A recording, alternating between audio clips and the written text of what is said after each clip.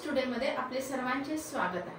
आपण आता आलो आहोत बदलापूरमध्ये। बदलापूरच्या रणधुमाळीला निवडणुकीच्या रणधुमाळीला सुरुवात झाली आहे। 2 डिसेंबर रोजी बदलापूर अंबरनाथ येथे निवडणुका होत आहेत। शिवसेना असा हा एकमेव पक्ष आहे की त्याने आज सर्व अधिकृत उमेदवार जाहीर केले आहेत आणि बऱ्याच जणांचे फॉर्म आज भरून देखील झालेले आहेत। आपण आलेलो आहोत प्रभाग क्रमांक 14 मिनल विद्युत सावे यांना शिवसेनेची अधिकृत उमेदवारी दिली आहे। नमस्कार मिनल विद्युत सावे। नमस्कार। बरं, काय सांगाल, आज तुम्हाला पक्षाने एवढी जबाबदारी सोपवलेली आहे आणि तुम्हाला एक उमेदवारी दिलेली आहे। नमस्कार, मी मिनल विद्युत सावे। आदर्श शाळेमध्ये मी शिक्षिका आहे। प्रभाग क्रमांक 14 मधून मला वामन दादांनी निवडणुकीसाठी उमेदवार म्हणून जाहीर केले, त्यासाठी मी त्यांचे खूप आभार मानते आणि मला बहुमत मताने प्रचंड विजय करा असं मी आशा बाळगते।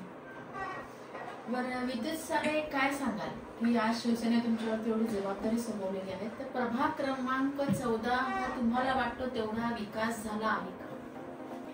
कसं आहे मॅडम, नगरसेवकाचं जे काम आहे प्रभागामध्ये विकासाचं जे काम आहे हे न संपणारं काम आहे। म्हणजे भले मागचे नगरसेवकांनी इथे जे काय कामं केली असतील, माझं तर मत असं आहे की नगरसेवकाचं जे काम असतं हे मूळ तुमच्या ज्या रोजच्या दैनंदिन गरजा आहेत, लाईट आहे, पाणी आहे, तुमचे स्ट्रीट लाईट आहेत, हे जे प्रश्न आहेत हे कंटिन्यू रेग्युलर चालू असतात, हे न संपणारे प्रश्न आहेत। त्याच्यामुळे तुम्हाला नगरसेवक म्हणून जेव्हा आपण काम करतो तर माझं काम 5 वर्षांनी संपलं असं मी कधीच म्हणू शकणार नाही, किंवा मागचे नगरसेवक सुद्धा म्हणू शकणार नाही की माझं काम आता संपलं। हे चालू राहणारी काम आहेत। गटाराचे प्रश्न असतात, कुठे गटार चेंबर तुंबलेले असतात, ह्या ज्या सगळ्या गोष्टी आहेत या गोष्टी न संपणार आहेत। त्याच्यामुळे प्रभागाचा विकास हा नगरसेवकाच्या माध्यमातून होतच असतो। बाकी राहिलं मग गार्डनचं सुशोभीकरण झालं, काही आपण चौक सुशोभीकरण वगैरे करतो, ह्या गोष्टी ज्या असतात त्या वेळेनुसार त्या परिस्थितीनुसार ते नगरसेवक करत असतात। आमच्याकडे हा शिवसेनेचा बालेकिल्ला ज्या दिवशी आपली बदलापूरची नगरपालिका झाली 94-92 साली, त्यावेळेपासून हा शिवसेनेचा बालेकिल्ला होता। मागची 2 टर्म या ठिकाणी एकदा मनसेचा आणि एकदा भाजपचे नगरसेवक होते। हा बालेकिल्ला आम्हाला पुन्हा मिळवायचा आहे आणि वामनदादांनी एवढी मोठी जबाबदारी माझ्यावर टाकली आहे। आम्ही जीवाचं रान करून हा बालेकिल्ला पुन्हा शिवसेनेसाठी मिळवू। लोकांचा सुद्धा आम्हाला उत्स्फूर्त प्रतिसाद आहे। आम्हाला 10 वर्षात जरी संधी मिळाली नव्हती नगरसेवकाची, पण प्रभागातली कामं कधीच थांबली नाही। जेव्हा शिवसेनेचे नगरसेवक या ठिकाणी होते त्या ह्याच्याने जे काम होत होती, तसंच आम्ही सुद्धा लोकांपर्यंत त्यांच्या अडीअडचणीत जात होतो, काम करत होतो। त्याच्यामुळे निश्चित मतदार यावेळेला आमचा कौल देतील हा मला खूप विश्वास आहे। बरं, तुम्हाला काय वाटतं की इथला जो विकास झालेला आहे, आता तुम्ही पुढच्या विकासाच्या दृष्टीने किंवा तुमचं विजन काय आहे, आज तुम्ही कुठले मुद्दे घेऊन मतदारांसमोर जाता? मी तेच म्हटलं तुम्हाला, विजन आमचं असं आहे की एकतर मी स्थानिक आहे, रात्री अपरात्री कोणाला कुठल्याही प्रकारची मदत लागली तर ती त्यांच्यासाठी धावून राहायला मी सक्षम आहे। आम्ही दोघंही उमेदवार म्हणजे आम्ही तरुण आहोत, त्याच्यामुळे आम्हाला कुठल्या वेळेला कोणी फोन केला तर आम्ही त्यांना अवेलेबल असणार आहोत। सगळ्यात आमचा प्लस पॉईंट आहे। प्रभागाच्या दृष्टीने तुम्ही विचार कराल तर नाल्याची सफाई आहे। आज आमचा शरवरीचा हा इकडचा नाला आहे, मनोहर आंबावणे ज्या वेळेला नगराध्यक्ष झाले पहिल्या टर्मला, त्या काळात त्यांनी तो बांधलेला नाला, आज त्या नाल्याला 20-22 वर्ष झाली। त्यावेळेला तो 7 फूट खोल होता नाला, आज त्याची खोली 2 फूट राहिली। माझं सगळ्यात पहिले प्राधान्याने तो नाला आणि आमचा श्रद्धासागर पासून ते आदिशक्तीपर्यंत असलेला नाला, ह्या 2 नाल्यांचं मला खोलीकरण मी वामनदादांच्या माध्यमातून, ते नगराध्यक्ष तर होणारच आहे, त्यांच्या माध्यमातून मी पहिले ते 2 कामं तातडीच्या हातात घेणार आहे। त्याच्यानंतरचा महत्वाचा प्रश्न आमचा आहे रिक्षा स्टँडचा प्रश्न आहे। रिक्षावाल्यांचं काय आमचे काही दुश्मनी नाही, ते काय आपले दुश्मन नाही, परंतु रिक्षांना थोडंसं तिथे नियोजन त्यांचं प्रॉपर झालं पाहिजे। स्टेशनच्या जवळचा भाग आहे, लोकांना येण्या जाण्यासाठी होणारा त्रास, आम्हाला संध्याकाळच्या वेळेला गाड्या आणताना होणारा त्रास, या सगळ्या गोष्टी जर विचार केला तर तो प्रश्न आमच्यासाठी फार महत्वाचा आहे। तर त्याच्यात मी चांगलं त्यांचं नियोजन करून कशा पद्धतीने आपल्याला तिथे व्यवस्थित हे करता येईल ती एक शिस्त त्यांना लावायचा आम्ही खूप प्रयत्न करणार आहोत। योगायोगाने त्यांचे आता नवीन आलेले अध्यक्ष आहेत प्रकाश जाधव, ते आमचे चांगले मित्र आहेत, त्यामुळे त्यांचं आम्हाला सहकार्य मिळेल अशी आशा आहे। निवडणुकीच्या धामधुमीनंतर आम्ही तो विषय पहिले हातात घेणार आहोत। त्याच्यानंतर आपले काही आमचे चौक आहेत. या चौकामध्ये माझं असं माझी खूप वर्षापासूनची इच्छा होती. माझे नगरसेवक वगैरे होते, आम्ही त्यांना पण ते बोलून दाखवले, पण त्यांच्या माध्यमातून ती कधी झाली नाही. की बाबा आपल्या वॉर्डात अनेक होते, नाना गंगरे आमचे होते, माझे वडील स्वतः होते, आमच्या इथे मुकुंद गोडबोले होते. या लोकांनी गावाच्या विकासासाठी बरंच योगदान दिलेलं आहे. नाना तर आमचे शिवसेनेचे सरचिटणीस होते.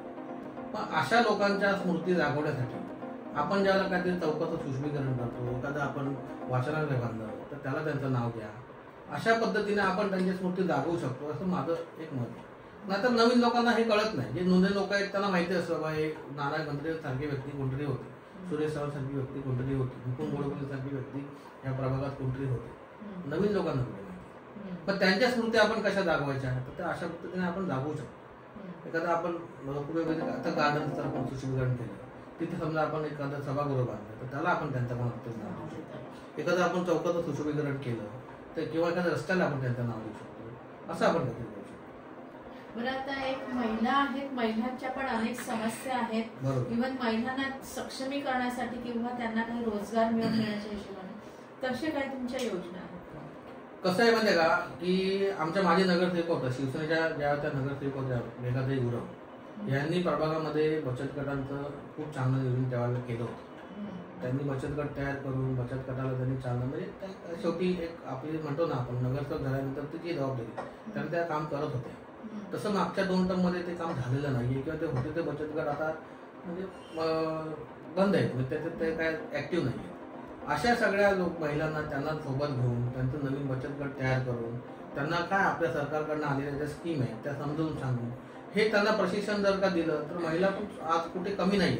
महिला सगळ्या क्षेत्रामध्ये पुढे आहेत. बरं, सरकारने महिलांना 50% आरक्षण पण दिलेलं आहे, त्याच्यामुळे त्यांना संधी पण आहे काम करायची.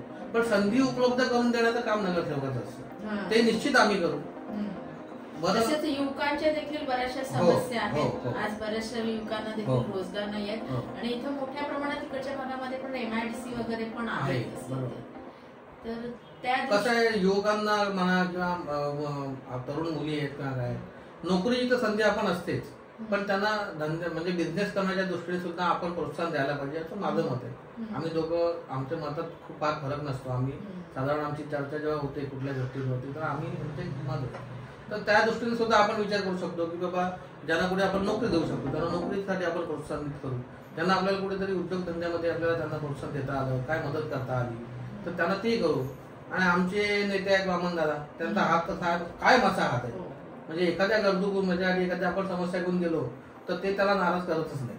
त्याच्यामुळे आम्हाला तो एक खूप मोठा आधार आहे. ते त्या दृष्टीतून आम्ही तरुणांचे म्हणा हे सुद्धा प्रश्न सोडवण्याचा आम्ही निश्चित प्रयत्न करू. आणि कसं असतं की आपण ज्याला नवीन एखाद्या क्षेत्रात म्हणजे आता एवढे वर्ष आपण काम सामाजिक कार्य करतोय, देवाच्या कृपेने आम्हाला लोक आशीर्वाद देतील हा आम्हाला निश्चित विश्वास आहे. उद्या निवडून आल्यानंतर सुद्धा ह्या प्रभागातले काही विषय असतील, इकडचे जुने जाणते जे लोक आहेत, मार्गदर्शक लोक आहेत, त्यांचं आम्ही मत घेऊ, त्यांना विश्वासात घेऊ. म्हणजे असं उद्या होणार नाही की मी निवडून आलो मग आता झालं खुर्चीत बसलो मला हवं ती मिळालं, असं कधीच आमच्याकडनं होणार नाही. आमच्या दोघांचाही तो स्वभाव नाही. आम्ही सगळ्यांना विश्वासात घेऊ. इकडच्या महिला आहेत त्यांना मी विश्वासात घेऊ, त्यांना काय हवं नको त्या गोष्टीने विचार करून आम्हाला वामनदादांचं मार्गदर्शन घेऊन आम्ही निश्चित प्रभागाचा विचार करू. फक्त कसं असतं की मी म्हटलं तसं नगरसेवकाचं काम हे कधी न संपणारं काम आहे. मागच्या नगरसेवकांनी काय ते काम केलं आणि काही नाही केलं याच्यापेक्षा आता आम्हाला पुढे काम करायला संधी जेव्हा लोक देतील तर आम्ही काय चांगल्या पद्धतीने काम करू ह्याचं आमचं विजन असणार आहे. कोणावर टीका टिप्पणी करण्यापेक्षा आपल्याला संधी मिळाल्यावर आपण करून दाखवायचं. तुम्ही हे केलं नाही की तुम्ही हे करायला पाहिजे होतं, आपल्याला पण कळेल की काय अडचणी असतात आपण त्या खुर्ची दिल्यावर. पण माझं एक ठाम मत आहे, प्रामाणिक प्रयत्न केला तर आपल्याला यश हे नक्की येतं. त्या पद्धतीने आम्ही प्रभागाचा विकास करता प्रामाणिक प्रयत्न करणार, सगळ्यांना विश्वासात घेणार, पुणेरांच्या लोकांचं मार्गदर्शन घेणार आणि मामनदादा आमच्या सोबतीला आहेतच. त्याच्यामुळे आमचं विजन ते असणार आहे प्रामुख्याने. आता ही सुशिक्षित आहे, टीचर आहे, तिला शाळेत जेव्हा ती काम करते अनेक वेगवेगळ्या प्रकारच्या पालकांची भेटते. म्हणजे लोकांचा सुद्धा जनसंपर्क जो असतो तो आपल्याला वेगवेगळ्या लोकांचा स्वभाव माहिती असतो, अलग लक्षात. आणि दुसरी गोष्ट आम्ही तरुण आहोत. आम्हाला लोकांना रात्री माझा फोन कधी स्विच ऑफ नसतो. मला रात्री कोणी जर का रात्री 2-1:30 वाजता जरी फोन केला ना तर दुसऱ्या रिंगला मी फोन करतो. आजही माझी ते सवय. आणि माझा हा जो आमचा वारसा आहे हा वडिलांपासूनचा वारसा आहे. माझे वडील कैलासवासी सुरेश वासुदेव सावे हे 70 मध्ये बदलापूरमध्ये ज्याला आले त्याच्यानंतर त्यांनी शिवसेनेच्या मूळ पायाभरणीमध्ये त्यांचा सहभाग होता. त्यांच्या पिढीतले आता अनेक लोक स्वर्गवासी झाले. आमचे मनोहरदादा आंबवणे अजूनही आहेत, पण जयराम जाधव होते, भास्कर फुलवरे होते, नाना गंधर्व होते, अनेक रघुनाथ पाटील होते, अनेक लोक त्यांच्या पिढीतले जे होते त्यांचं आम्ही काम मी जवळून बघितले. माझ्या घरात मी हे सगळं लहानपणापासूनचा माझा वारसा मी बघत आलो. वडील लवकर गेले, थोडंसं मला 2-3 वर्ष माझ्या करिअरमध्ये सेट व्हायला वेळ गेला, पण त्याच्यानंतर मी हा वडिलांचा वारसा सामाजिक चालवायला पाहिजे त्या दृष्टीने विचार केल्यानंतर मला संधी मिळाली. शिवसेनेमध्ये 2000 साली मी शाखा प्रमुख झालो आणि मग मी माझ्या सामाजिक राजकीय कार्याला सुरुवात केली. आणि इथपर्यंत येऊन पोहोचल्यानंतर वामनदादांनी एवढी संधी मला दिली आहे, त्याच्यामुळे त्या संधीचं आम्ही सोनं करू एवढं निश्चित मी आपल्याला या माध्यमातून सांगतो. आपण आत्ताच बघितलं, हा प्रभाग क्रमांक 14 हा शिवसेनेचा बालेकिल्ला होता आणि हा बालेकिल्ला काही कारणास्तव थोड्याशा मतांनी हा निसटला. तो आता परत मिळवून देण्याची जिद्द ह्यांनी बांधली आहे. शिवसेनेचा परत एकदा बालेकिल्ला आपल्या हातात घेण्यासाठी मिनल सावे यांना मतदार नक्कीच मदत करतील व यांच्या पाठीशी खंबीरतेने उभे राहतील आणि परत त्यांना निवडून देतील अशी आपण एक आशा करूया. जय हिंद, जय महाराष्ट्र. धन्यवाद.